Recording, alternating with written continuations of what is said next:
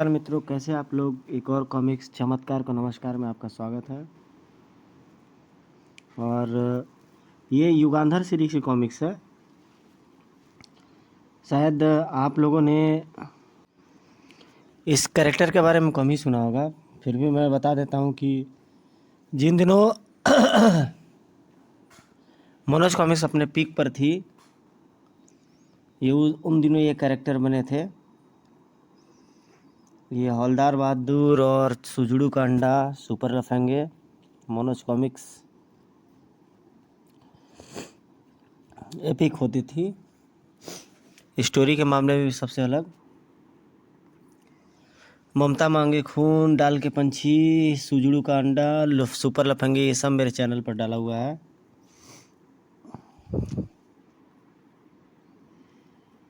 ये dark seed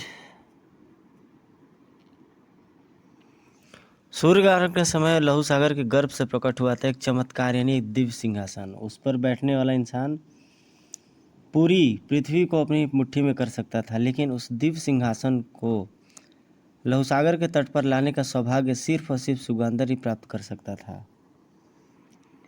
तब कुछ शैतानों ने फैलाया अपना जाल, फांसा युगांधर को, और युगांधर मजबूर हो गया वह सिंहासन उनके लिए लाने के लिए। मगर युगांधर सिंहासन लाया किसके लिए?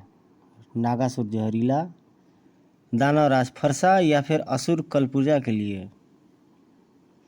ये जानने के लिए इस उलटते जाइए, इस उलट कॉमिक्स के पेज। इसका नाम है चमत्कार को नमस्कार।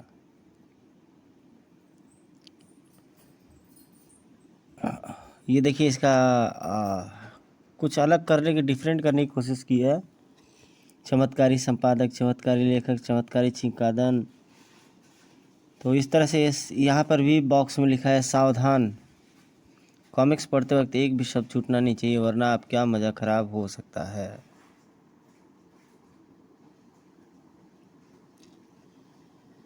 पंपापुर, जहाँ चारों ओर खुशियाँ छाई हुई थी, पूरा नगर दुल्हन की भांति सजा था। और सस्ता भी क्यों ना, आज राजकुमारी शैल अपना 18वां जन्मदिन जो मना रही थी। सब मेहमान आ चुके हैं शैल, अब देर किस बात का, लोग काटो केक। चारों बस कुछ अतिथियों का और से इंतजार है। चारों को होठों पर शरारत नाचने लगी। अतिथियों का इंतजार है, या उस खास अतिथि का जिसे तुम प्यार करती हो? शैल का चेहरा शर्म से और लाज की चादर ओढ़ता चला गया। ठहर बदतमीज, तुझे बताती हूँ अभी। देखा कैसा खून पुत्री, कैसे शर्म से टमाटर सा लाल हो गया इसका मुंह।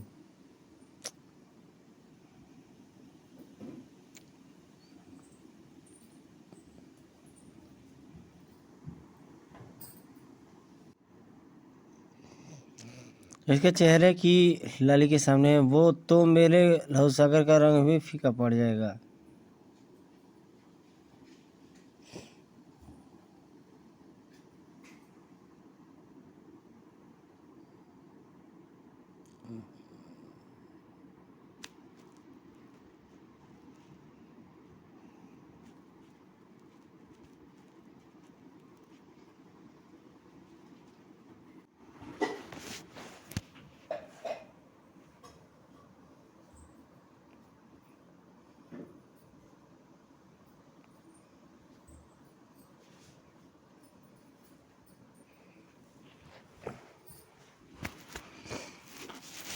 यहाँ पर ये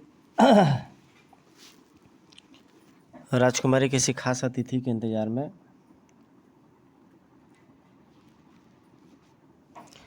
इधर नागासुर जहरीला अपनी तैयारी में।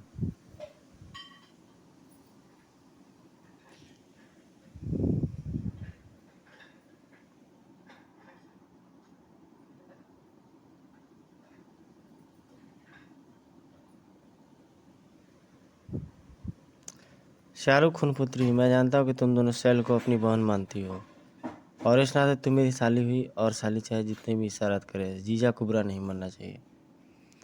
शैल यह तो अर्धविक्षिप्त लगता है, वरना इतनी बड़ी बात हमारे सामने कहने की हिम्मत नहीं करता। चारों, अब इस पागल की लाश ही यहाँ से बाहर जाएगी।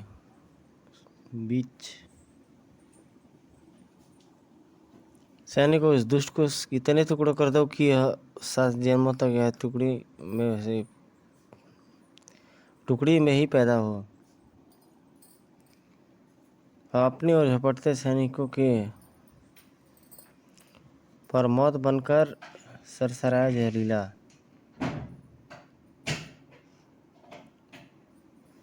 आज मुझे सैल को ले जाने से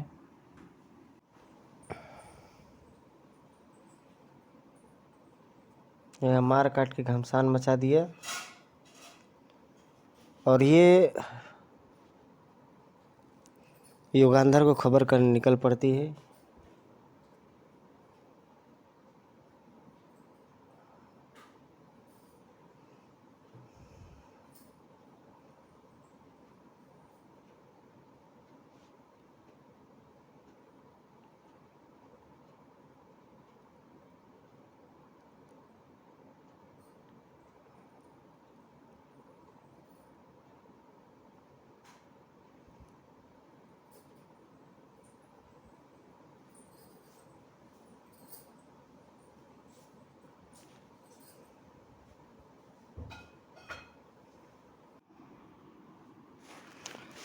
जिसने भी तुम्हें मुझे मारने के लिए भेजा है उससे शायद ये मालूम नहीं कि युगांधर मौत का दूसरा नाम है।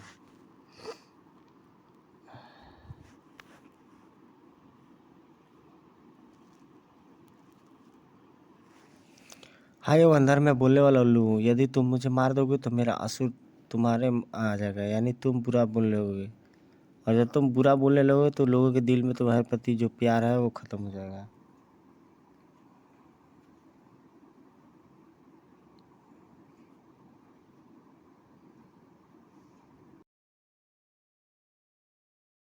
मनोज कॉमिक्स के टाइटल और उसके पेजेस काफ़ी सुंदर होते थे और उसकी ड्राइंग भी होती थी बहुत ज़बरदस्त।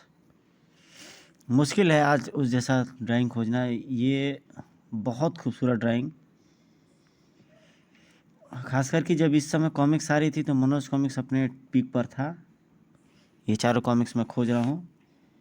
आइए डायरेक्ट चलते हैं इसकी स्टोरी पर जहाँ पे मैं लटका हुआ था। कुछ उल्लू आक्रमण करने के लिए युगांधर पर आ जाते हैं और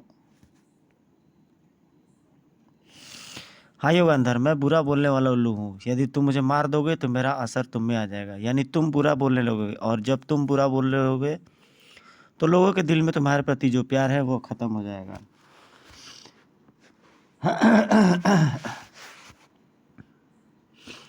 और मैं बुरा सुनने वाला उल्लू हूँ। यदि तुम मुझे मार दोगे तो तुम्हें चाहे कोई कितनी भी बुरी तरीके से ललकार देगा, तुम्हें क्रोध नहीं आएगा। और जब तुम्हें क्रोध नहीं आएगा तो तुम अपने शत्रु का कुछ नहीं बिगाड़ सकोगे। और मैं बुरा देखने वाला उल्लू, यदि तुम मुझे मार दोगे तुम्हारी इच्छा सिर्फ बुरा देखने की होगी, जैसे खून से सली लाशें, रोते बिलखते लोग, आदि आदि।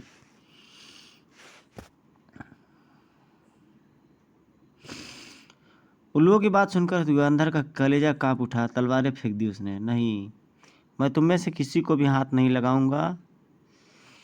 तीनों निहत्थे उल्लू युगांधर पर झपट पड़े। अगर तुम हमें नहीं मारोगे तो हम तुम्हें मार डालेंगे, इसलिए तलवार उठा और वार कर हम पर। नहीं, लहूलुहान होगा युगांधर। उल्लुओं ने नोच डाला उसका शरीर पर, हाथ नहीं उठाया उसने। यह दीपक कई वर्षों से हिमालय पर्वत पर स्थापित महादेव के शिवलिंग के सामने जल रहा था। इस खूंखार दानव की कलाई से टपक रही खून की धार दीपक की लौ को जिंदा रखे थी। महादेव इस सिंहासन को लहूसागर के गर्भ से बाहर निकालने में सिर्फ 4 दिन रह गए हैं। अगर आज आपके दर्शन न हुए तो मैं अपना जीवन व्यर्थ समझूंगा। शैतान के चेहरे पर चट्टान से दृढ़ता थी। आज तक मैंने आपके सामने सिर्फ एक दीपक जलाया है, पर आज मैं अपने खून से सने 100 दिए जलाऊंगा। खच्च से मस्तक यूं महाराज निर्दयी ने त्रिशूल पर, मानो अपने आप पर भी दया न आती हो। खच्च रक्त से एक साथ 3 धाराएं गिरने लगी और तीनों दीपकों के खाली पेट भरने लगे। अब शिवलिंग के चारों तरफ पूरे 101 दिए जल रहे थे। दर्द की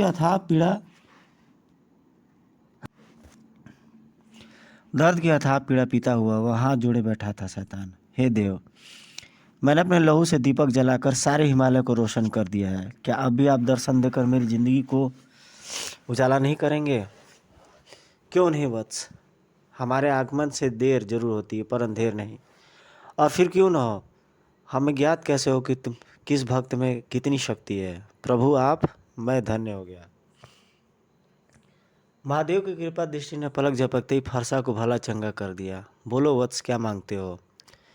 भगवान, मैं सिर्फ एक ही वर मांगता हूँ। बड़े ही रहस्यमय ढंग से उसने अपने दोनों जूते आगे कर दिए। मुझे वर दे कि मेरे ये जूते किसी के पाँव में न आए तथा ये मेरे पाँव में हर किसी के जूते आए। महादेव मुस्कुराए और दोहरा दिया अपना चिर परिचित वाक्य, तथास्तु वत्स, तुम्हारी मनोकामना पूरी हो। वर देकर अंतर्ध्यान हो गए महादेव और दरिंदे के जोरदार ठाके से हिमालय पर्वत का जर्रा जर्रा काँप उठा। हा हा हा हा हा।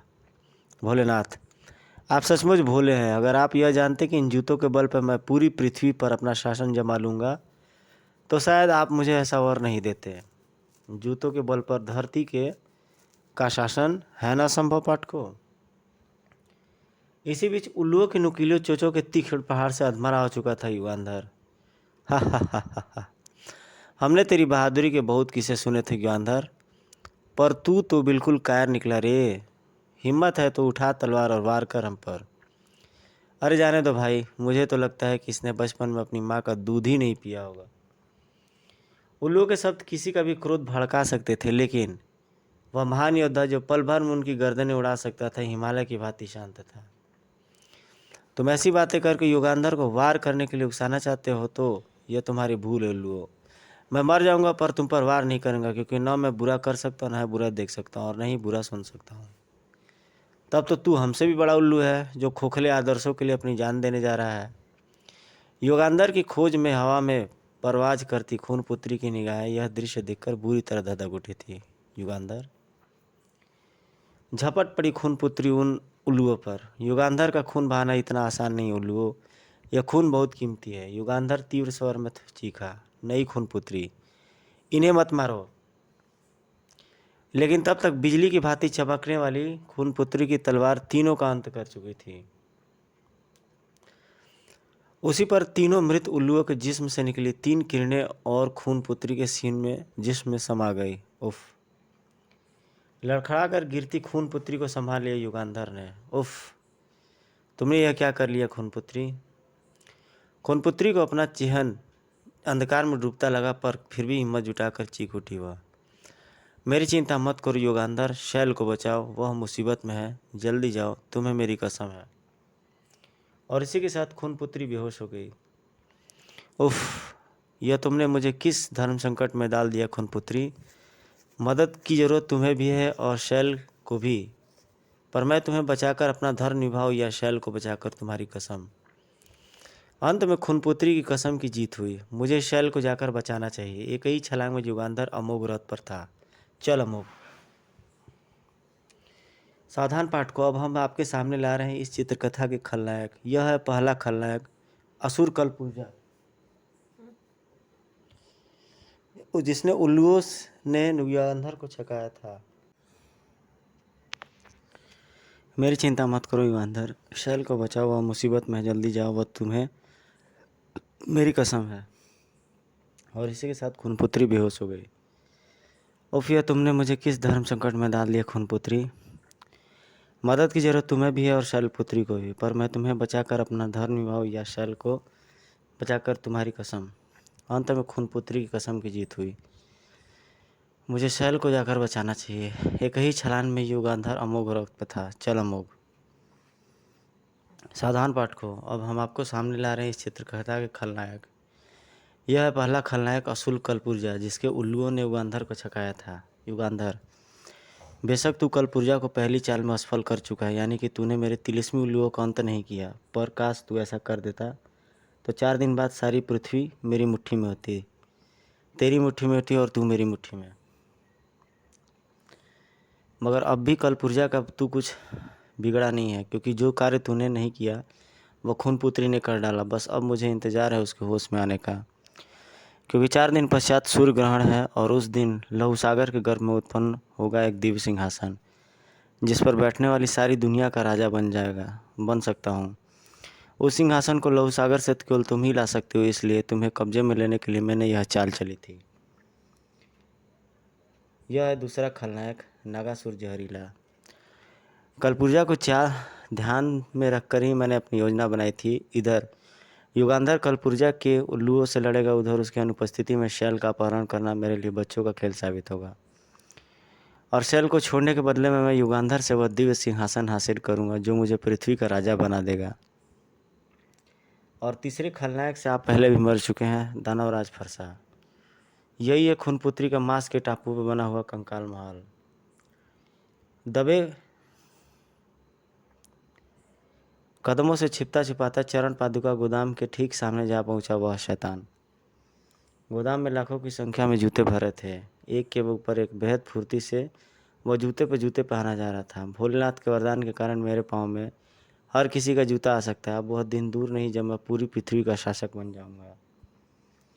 कुछ देर पश्चात लहू सागर के तट पर रखा दानवराज फरसा कंकाल महल से चुराए जूतों के विशाल ढेर की चिता जला रहा था।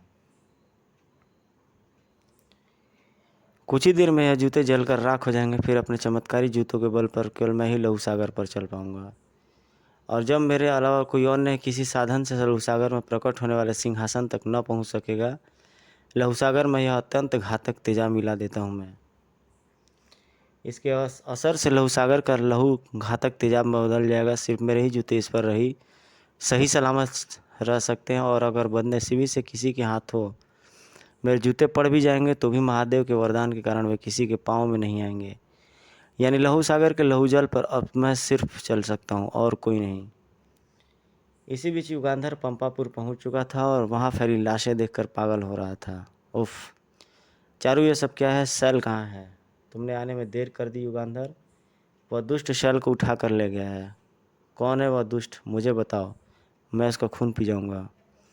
वो मैं हूँ युगांधर। हवा में स्थिर उस अक्ष के होठों से निकलने वाली गुर्राहट निसंदेह भयानक थी। मुझे नगासुर जहरीला कहते हैं। राजकुमारी शैल इस समय मेरे कब्जे में है। यदि तुम उसे छुड़ाना चाहते हो तो तुम्हें एक कार्य करना होगा युगांधर। कैसा कार्य? नगासुर जहरीला ने उसे बताया अपना कार्य, और युगांधर के पास उसकी शर्त स्वीकार करने के अलावा और कोई अन्य चारा नहीं था। मुझे तुम्हारी शर्त मंजूर है जहरीला, पर याद रखना यदि शैल को कुछ हुआ तो तुम्हारे खून से इस धरती की माटी को लाल कर दूंगा। घबराओ नहीं, उसे कुछ नहीं होगा। 4 दिन बाद मैं तुम्हें शैल के साथ लहू सागर के तट पर भिड़ूंगा। उधर खूनपुत्री होश में आ चुकी थी और उस पर तीनों मृत उल्लुओं का पूरा असर था। 4 दिन पश्चात सूर्य ग्रहण के अवसर पर प्रकट होने वाले सिंहासन पर केवल मेरा अधिकार होगा। उससे हासिल करके मैं पूरी पृथ्वी पर राज करूंगी, और जो भी मेरी राह में बाधक बना उसके खून की नदियां बहा दूंगी। सैनिकों, लहू सागर के चप्पे चप्पे फैल जाओ। कोई परिंदा भी वहाँ नहीं पर मारना चाहिए। वह सिंहासन केवल हमारे पास होना चाहिए। आदर से सिर झुकाकर खड़ा हो गया सेनापति। एक अशुभ सहारा समाचार है महारानी। अशुभ समाचार? हाँ महारानी, न जाने कैसे आज सुबह चरण पादुका गोदाम में एकाएक सारे जूते चोरी चले गए। क्या? हाँ महारानी, और आप तो जानती हैं कि उन जूती को पहने बिना सैनिक एक कदम भी लहू सागर पर नहीं चल सकते। उफ, किसका कार्य हो सकता है यह? एक बार वह दुष्ट मेरे सामने आ जाए तो फिर अपना लहू अपना तलवार उससे पिलाकर ही रहूंगी। किस किस का लहू अपने तलवार को पिलाओगी खूनपुत्री? कौन? मुझे कलपुर्जा कहते हैं खूनपुत्री, और मेरे रूप में मत चौंकना खूनपुत्री। यह जिस्म ऐसे ही पैदा हुआ है और शायद ऐसे ही मरेगा भी। तुम मुझसे क्या चाहते हो कलपुर्जा? कलपुर्जा व्यंग भरी हंसी हंसा। एक कैदी राज्य का कैदी राजकुमारी मुझे दे ही क्या सकती है? कलपुर्जा, तुम हमारे और हमारे राज्य को कैदी कहकर हमारी तौहीन कर रहे हो। तौहीन नहीं खूनपुत्री, सच्चाई है ये। तुम्हारे राज्य के चारों तरफ अथाह लहू सागर फैला, जिस पर चलने के लिए तुम्हारी प्रजा को वो विशेष जूते चाहिए जो चोरी हो चुके हैं। तो अब बताओ, एक तरह से यहाँ के कैदी हुए कि नहीं? और रही तुम्हारी बात, तो यदि तुम्हारी सवारी मोर को मार दिया जाए तो तुम भी इस टापू से बाहर कदम नहीं रख पाओगी। हिंसक स्वर में गुर्रा उठी वह नागिन। और अगर यह कैदी तुम्हें कैद कर ले तो? ऐसी मूर्खता मत करो, और अगर करनी है तो कैद करो दानवराज फरसा को, जिसने चरण पादुका गोदाम से जूते गायब किए हैं, या फिर कैद करो नागासुर जहरीला को। जिसने युगांधर के इर्द गिर्द अपनी चालों का इस तरह जाल बिछा कर रखा है कि उसे फंसकर युगांधर उनके लिए लहू सागर के गर्भ में प्रकट होने वाले दिव्य सिंहासन को ले जाने के लिए मजबूर हो जाए। नहीं, वह सिंहासन लहू सागर से निकलेगा और उस पर बैठने का अधिकार सिर्फ मेरा होगा। उस सिंहासन पर बैठने की गलती मत करना खूनपुत्री, वरना जलकर भस्म हो जाओगी, क्योंकि उस सिंहासन पर केवल पुरुष ही बैठ सकता है। खूनपुत्री के नेत्रों से बेबसी टपकने लगी। ओह, वो सिंहासन पर बैठकर हमने विश्व साम्राज्ञी बनने का जो सपना देखा था वह अब कैसे पूरा होगा। विचलित ना हो खूनपुत्री, अगर तुम चाहो तो मैं तुम्हारा प्रतिनिधि बनकर तुम्हारी जगह उस सिंहासन पर बैठ सकता हूँ। इस तोते में मेरी जान है, अगर यह तुम्हारे पास रहेगा। अगर मैं सिंहासन पर बैठकर तुम्हारे आदेशानुसार कार्य न करूँ तो तुम इसकी गर्दन दबाकर मुझे मार देना। बोलो मंजूर है? मंजूर है। अगर खूनपुत्री पर उन 3 उल्लुओं का असर न होता तो शायद वह ऐसी शर्त कभी मंजूर नहीं करती। दोस्तों, देखा आपने, तीनों खतरनाक खलनायक अपनी अपनी चालें सफलतापूर्वक चल चुके हैं। अब सबको इंतजार है सूर्य ग्रहण का। 4 दिन बाद यानी सूर्य ग्रहण वाले दिन शांत था लहू सागर। ठीक 8:24 पर शुरू हुआ सूर्य ग्रहण और लहू सागर की शांत लहरों पर आहिस्ता आहिस्ता प्रकट हुआ एक दिव्य सिंहासन। किसी ने पांव रखना चाहे लहू सागर की सतह पर, इसी पर एक चीख उठा एक स्वर, ठहरो। पांव जहाँ के तहाँ वापस खींच लिए थे, जो था युगांधर।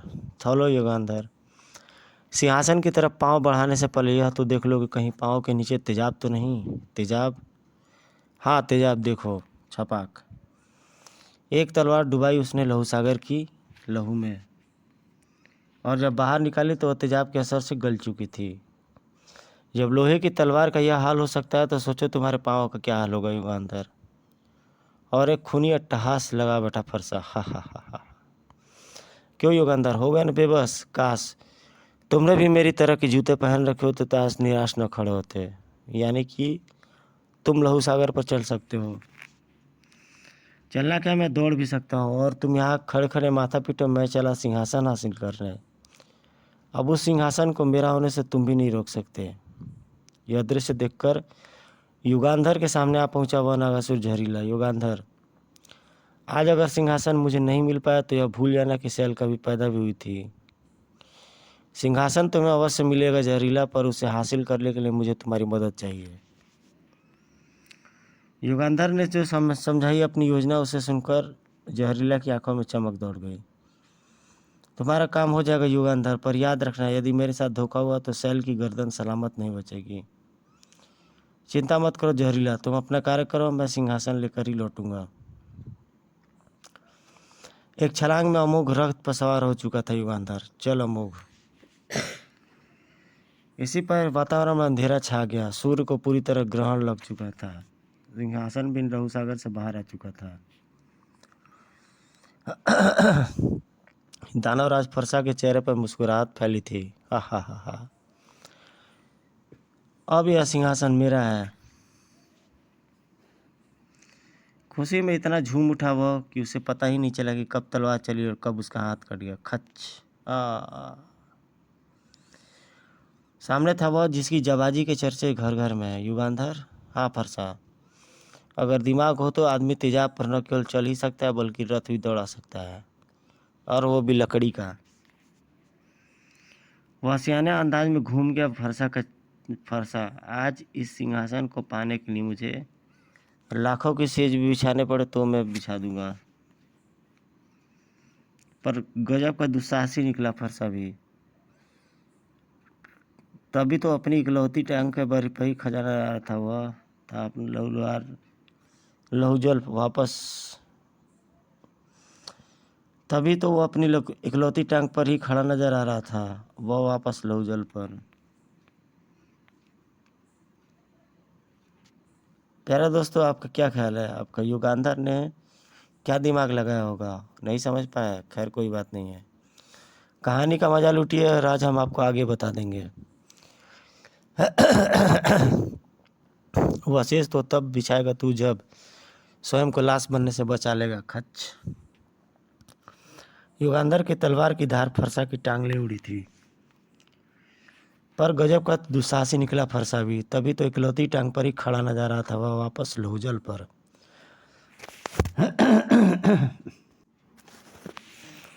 फरसा मौत लेता नहीं है युगांधर। मेरी एक टांग काट कर यह मत सोचना कि तू जीत गया। अगर माँ का दूध पिया है तो नीचे आ छपाक।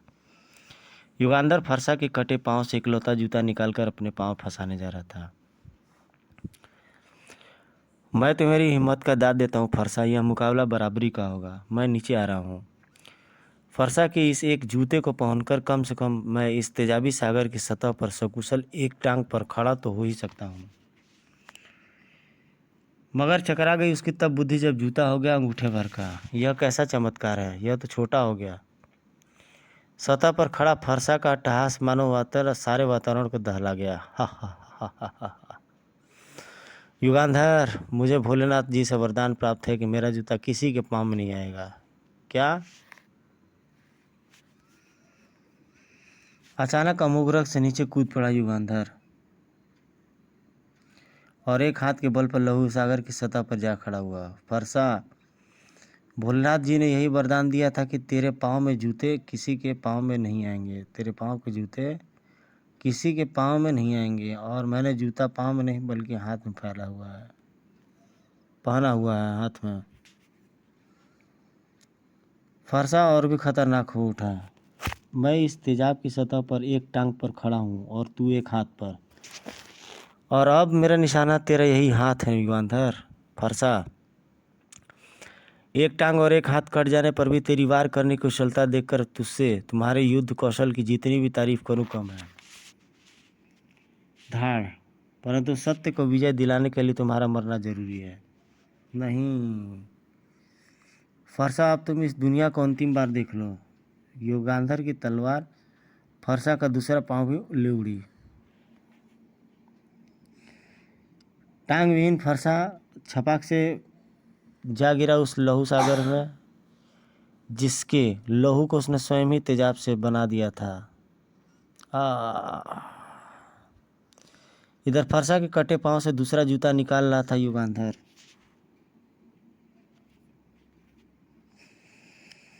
दोनों हाथों से जूते पहनकर अमोघ की रथ की तरफ किया उसने। फरसा को मारना सचमुच टेढ़ी खीर थी। युगांधर ने दिव्य सिंहासन को अमोघ रथ के पीछे बांध लिया। चल अमोघ, आओ युगांधर, मैं बड़ी बेसब्री से इस घड़ी का इंतजार कर रहा था। 16 आओ युगांधर, मैं इस घड़ी का बड़ी बेसब्री से ही इंतजार कर रहा था। आओ, यह सिंहासन मुझे सौंप दो। नहीं जहरीला, ऐसे नहीं, पहले शैल को आज़ाद करके उसे वापस जाने दो, तब मैं सिंहासन तुम्हारे हवाले करूँगा। ओह हमारी बिल्ली, हम ही से म्याऊं। बच्चे, मैं पहले ही जानता था कि एक सिंहासन हाथ में आते ही तू ऐसी ही कोई बचकानी हरकत करेगा, और इसलिए मैंने पहले ही तेरा इलाज सोच रखा था। मेरे हाथ में थमा यह अस्त्र देख रहा है, इसे अंगार शक्ति कहते हैं। अगर मैं इसे लहू सागर में डुबो दूँ तो पल भर में लहू सागर का लहू जल उबलने लगेगा, और तब क्या होगा यह तू अच्छी तरह जानता है। युगांधर की बात मुख मुद्रा बता रही थी कि वह जहरीला का इशारा समझ गया है। यह शैतान मेरी कमजोरी का लाभ उठा रहा है। तेजाब बन चुके लहूजल पर अमोघ को ले जाने के लिए मैंने इसकी तांत्रिक विद्या का उपयोग कर अमोघ रथ पर एक मोम की एक मोटी परत चढ़ा दी थी, क्योंकि दुनिया में मोम ही एक ऐसा पदार्थ है जो तेजाब में नहीं गलता। लेकिन इसने अगर अंगार शक्ति लहूजल के लहू सागर में डाल दी तो उसका जल उबलने लगेगा और गर्मी की वजह से मोम की परत पिघल जाएगी। तब अमोघ और रथ को नष्ट होने से कोई नहीं बचा पाएगा। मैं क्या करूं? युगांधर को विचारमग्न देखकर गर्जा जहरीला। वक्त बर्बाद मत करो युगांधर, वह सिंहासन को मेरे हवाले कर दो, क्योंकि अगर सूर्य ग्रहण समाप्त हो गया तो यह सिंहासन इसी वक्त सागर में फिर से डूब जाएगा। फैसला कर चुका था युगांधर। जहरीला, यह सिंहासन मैं तेरे नापाक हाथों में कभी नहीं पड़ने दूंगा, चाहे मेरी जान क्यों ही न चली जाए। तो फिर ठीक है, ले भाई मर। अंगार शक्ति लहूजल के लाल पानी में डुबाने जा रहा था जहरीला कि ठहरो जहरीला, अगर तुमने इसको पानी से छुआ तो तेरी आत्मा को परमात्मा से मिलने भेज दूंगा मैं। नजरें घुमाई और हैरान रह गया जहरीला। कलपुर्जा, तू और खूनपुत्री के साथ? खूनपुत्री के स्वर में कहर भरा था। हाँ जहरीला, कलपुर्जा मेरा प्रतिनिधि है। दिव्य सिंहासन हासिल करने के बाद यह उस पर बैठकर मेरे हुक्म से सारी दुनिया पर राज करेगा। उधर युगांधर उसका वार्तालाप सुन समझ चुका था। ओह, इसका मतलब खूनपुत्री पर उन तीनों उल्लुओं का जादू चल चुका है, और वे उल्लू किसके थे अब मेरी समझ में आ चुका है। इधर खूनपुत्री को चौंका रहा था जहरीला का स्वर। खूनपुत्री, अगर तुम्हें मौत ही देनी है तो सबसे पहले इस शैतान को दो जिसने तुम्हारी भावनाओं के साथ खिलवाड़ किया है, क्योंकि आज तुम अगर विश्व साम्राज्ञी बनने की सोच रही हो तो तुम नहीं, बल्कि इस शैतान कलपुर्जा के तीनों उल्लुओं के असर से है, जो मरने तो गए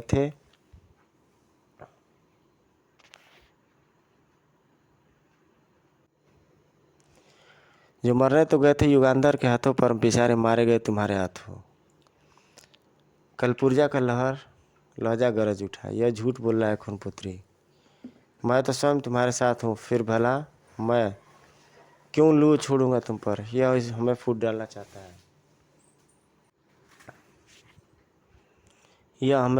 चाहता है, एक दर्पण उपस्थित कर दिया जहरीला ने अपनी शक्ति से। कलपुर्जा, तू कितना धूर्त है, अभी इस दूर दर्पण पर मालूम चल जाएगा। इस पर खूनपुत्री के उल्लू मारने से लेकर तेरे हलक के उबले कहे तक नजर आ जाएंगे। दूरदर्पण पर पहले फिर उभरा वह चित्र जिसे देखकर उछल पड़ी खूनपुत्री। ओह, तो मुझे वह बेहोशी उन तीनों उल्लुओं की किरणों के कारण हुई थी। और अंत में गूंज उठे कहे कलपुर्जा के। हा हा हा हा हा। बस अब मुझे इंतजार है खूनपुत्री के होश में आने का, क्योंकि युगांधर की जगह अब वह बैठाएगी मुझे उस सिंहासन पर। देख ली आपने अपने हिमायती की करतूतें खूनपुत्री। यह देख खूनपुत्री के नेत्र कहर की आग बरसाने लगे। कलपुर्जा, तेरी जान इस तोते में ही बताई थी ना, ले देख अब यह गया मौत के घाट। खच। मगर उसी पल उसे हैरानी की तीव्र झटका लगा, क्योंकि मरना तो दूर, कलपुर्जा बीमार तक न पड़ा तोते की हत्या से। तो तुम जिंदा हो? हाँ हाँ हाँ हाँ मूर्ख राजकुमारी, अब वे जमाने लग गए जब किसी की जान किसी पक्षी में होती थी। वह तोता तो मैंने ऐसा इसलिए दिया था ताकि तुम मुझे यह सोचकर सिंहासन पर बैठा दो कि मेरी जान जिस तोते में है वह तुम्हारे कब्जे में है। उसी पर कलपुर्जा के जिस्म से निकली एक चकरी। और अब कलपुर्जा तेरा भी इंतजाम करना जानता हूँ। तब चक्री दूध गति से खूनपुत्री के चारों तरफ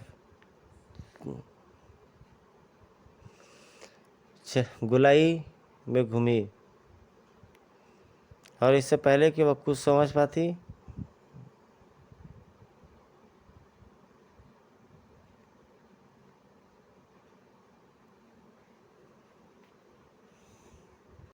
करीब द्रुत गति से खूनपुत्री के चारों तरफ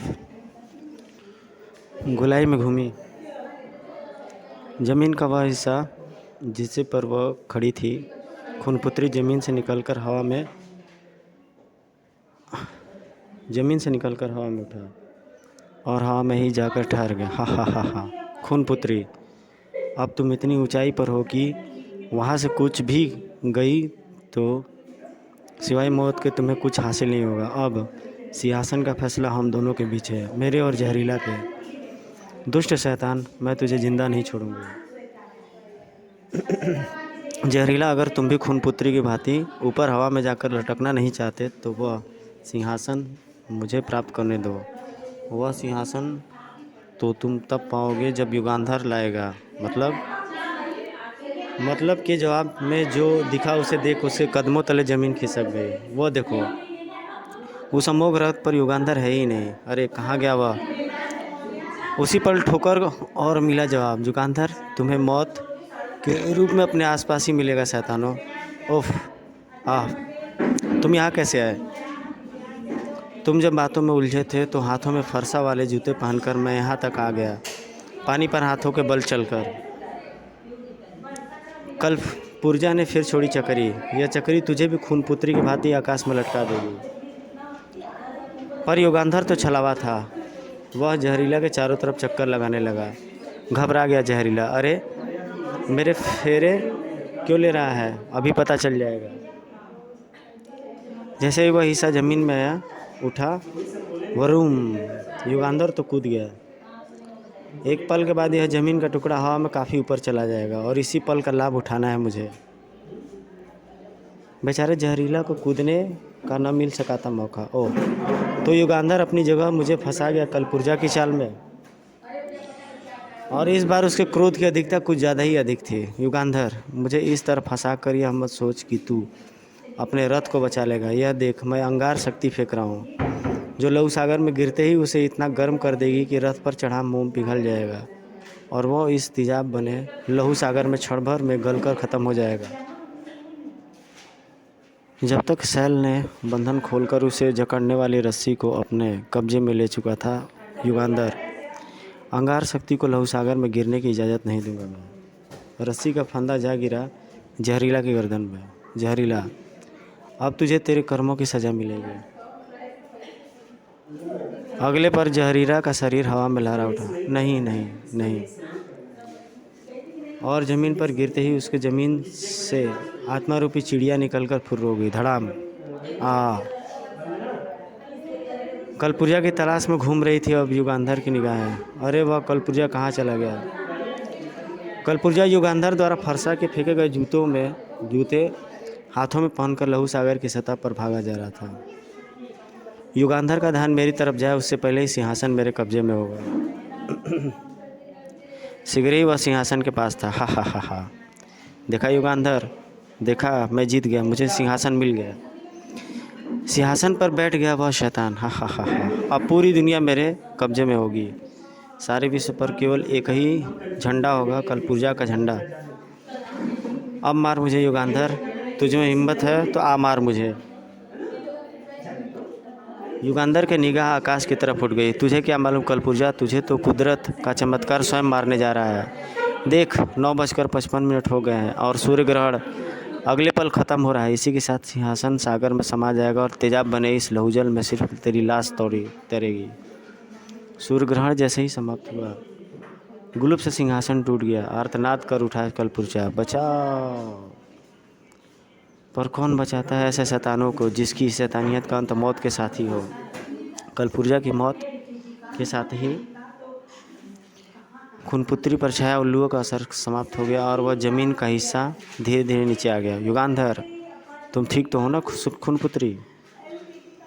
जहरीला की मौत के साथ ही शैल पर भी उसका तिलिस्म टूट चुका था। युगांधर, आज तुम्हारी वजह से न सिर्फ मैं अपनी राह में भटकते भटकते बची हूँ, बल्कि इस लहू सागर का लहू भी नष्ट होने से बच गया है।